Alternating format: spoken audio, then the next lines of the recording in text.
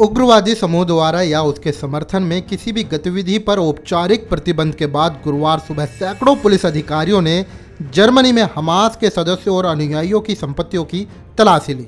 German सरकार ने 2 नवंबर को प्रतिबंध लागू किया और सिमडोन नामक समूह को भंग कर दिया। मिली जानकारी के अनुसार ये समूह 7 अक्टूबर को इजराइल पर हमास द्वारा किए गए हमले का बर्लिन में जश्न मना रहा था। जर्मनी की घरेलू खुफिया सेवा का अनुमान है कि देश में हमास के लगभग 450 सदस्य हैं। उनकी गतिविधियां सहानुभूति की अभिव्यक्ति और प्रचार गतिविधियों से लेकर विदेशों में संगठन को मजबूत करने के लिए वित्त पोषण और धन जुटाने की गतिविधियों तक होती है।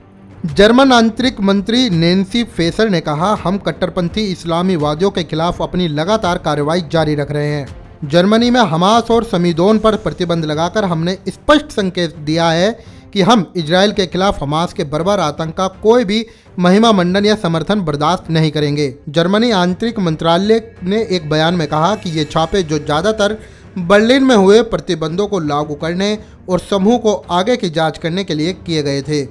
बर्लिन और lower Saxon, North Rhine वेस्टफोलिया, सेलिस्विग Holstein राज्यों में कुल 15 संपत्तियों की खोज की गई। अकेले बर्लिन में 300 से अधिक पुलिस अधिकारियों ने सबूत और संपत्ति जब्त करने के लिए 11 स्थानों पर तलाशी ली। 7 खोजें हमास से और 4 समीदोन से संबंधित थी। जर्मनी समाचार एजेंसी ने बताया कि तलाशी मुख्य रूप से समर्थकों के घरों और फिलिस्तीनी संघ के परिसरों में हुई।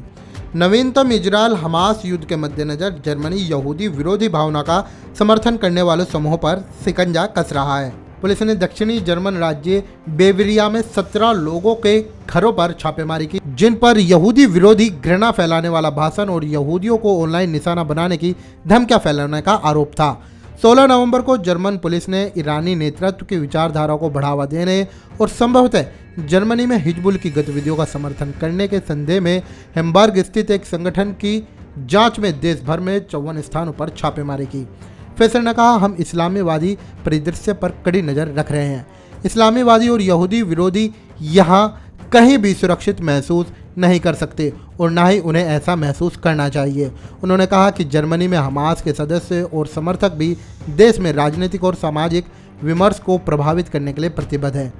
हमास ने इजराइल को नष्ट करने की कसम खाई है। अमेरिकी विदेश विभाग ने 1997 में हमास को एक आतंकवादी समूह नामित किया था। यूरोपीय संघ और अन्य पश्चिमी देश भी इसे एक आतंकवादी संगठन मानते थे।